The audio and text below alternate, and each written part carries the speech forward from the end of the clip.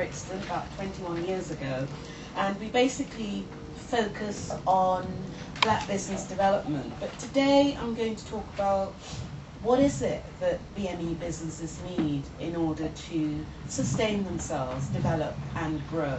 And I want to talk about it in terms of the needs, and also what are the barriers to our participation in business. And I want to look at some good examples, and then also talk about some things that we can be doing to ensure that we sustain our businesses and keep going for the long term. Can everyone hear me? Yes. Yeah? Yes. Good. Okay.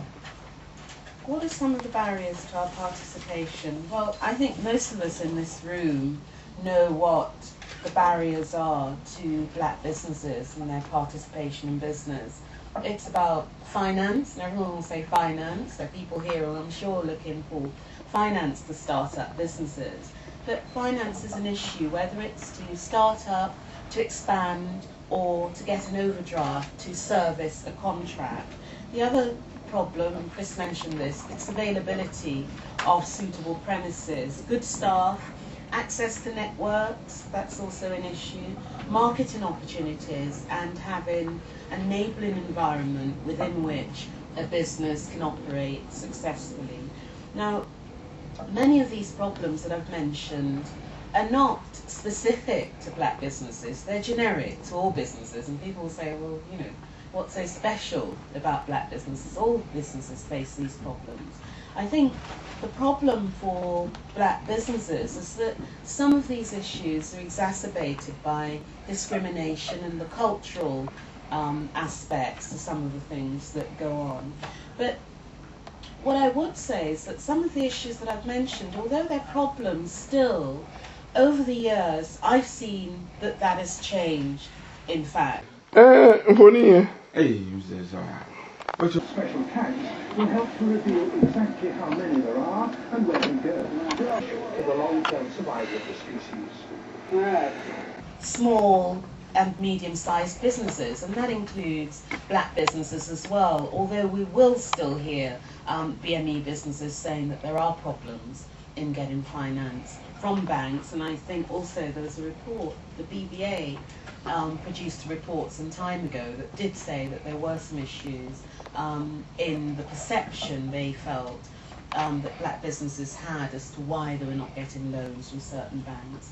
But there are more things going on, because we do have many more financial intermediaries that exist in this country. We've got the LDA have certain funds that they've set up, the innovation funds, the various other things that the government set up, Phoenix Fund, they're funding 90 projects to do with funding black businesses. Community Development Finance Institutions, CDFIs, exist as well, venture capitalists, business angels. Those all exist, along with leasing and factoring products to help people ease any financial problems they might have in business. Premises, that's also much easier to obtain. We've got incubator units, they're managed workspace. They might be expensive, but people are able to get premises on easy entry and exit terms, which wasn't the case when we were starting up in business as well. Staff, I think the staff issues are being dealt with as well. You've got the Learning and Skills Council that's doing some training for business people in terms of training staff so that they have the right skills also too.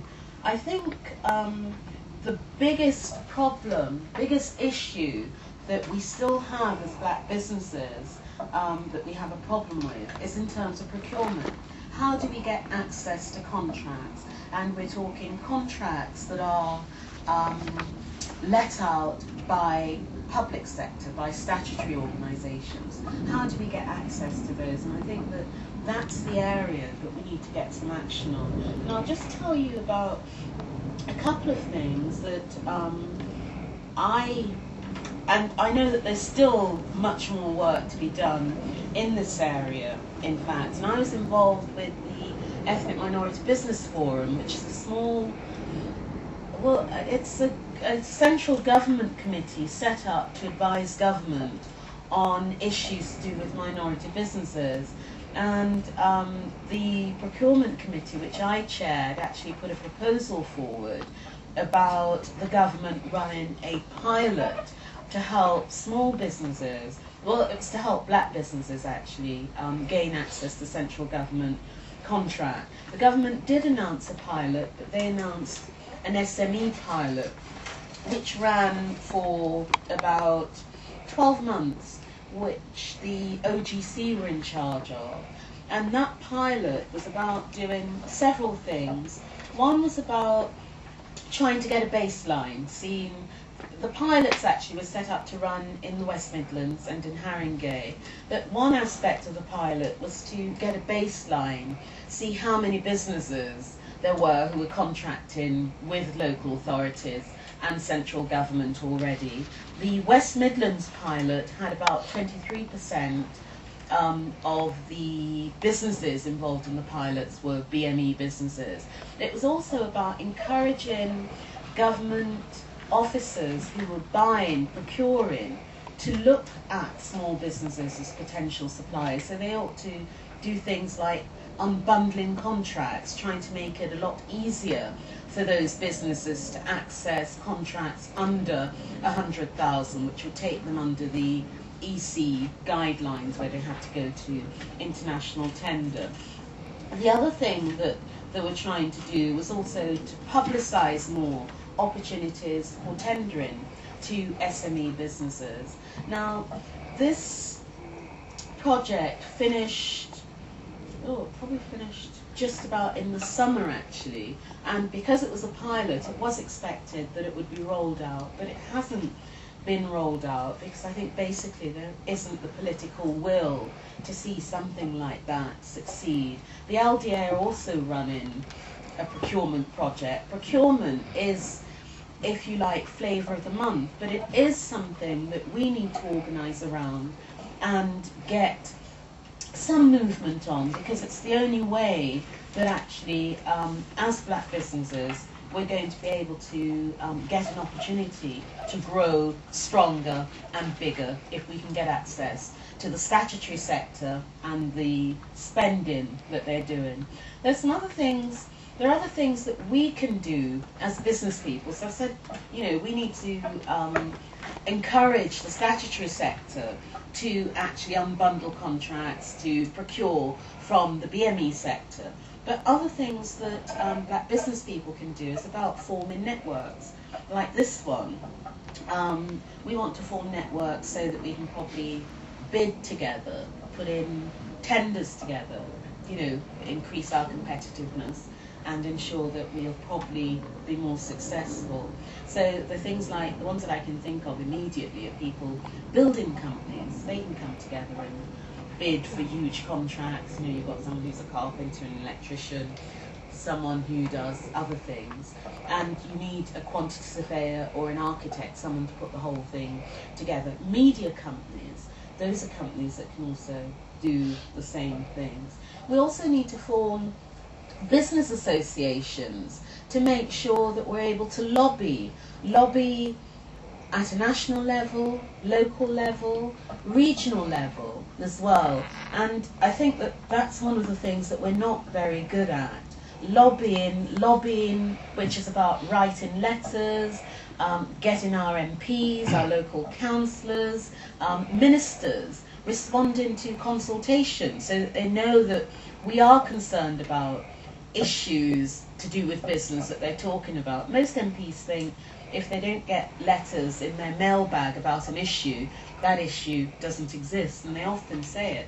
It's not of importance. Our constituents or the people in the country don't care about this issue because we don't get any letters about it. So we need to start to write letters about those things and do things that we think can help us. The other thing I think that we need to start organising around is to get some new legislation, because I think legislation would be something that could help us. And I know a lot of people say that, what's going on in the States isn't something that we can learn from, but it's certainly something we can learn from. I think we can look at what's going on there. We can adopt and adapt some of the things that are going on there. And one of the things that I had a look at when I was there 2 years ago, I went down to the National Minority Supply Development Corporation conference, and one of the things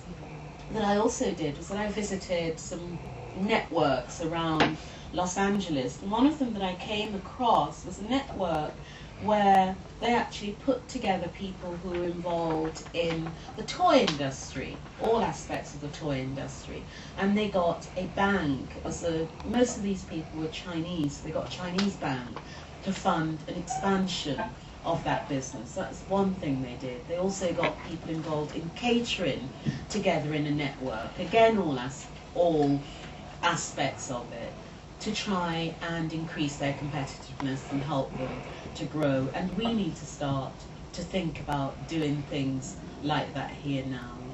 And I hope that, I wish Sonny and his organisation a lot of success, and I hope that after today we'll see many more events like this. My final thing, though, that I would say about the networks that we form is that those networks have to ensure that they are working for the benefits of the businesses that are in the organisations, because if you don't have a lot of members, the voice of that organisation is not going to be very strong. So to have a strong voice, we need members, and members are not going to come if they don't feel that there's any benefit for them, that the only people who are benefiting are the people in the executive of the organisation. So that's my only word of warning and advice to the organisation. Thank you. Thank you.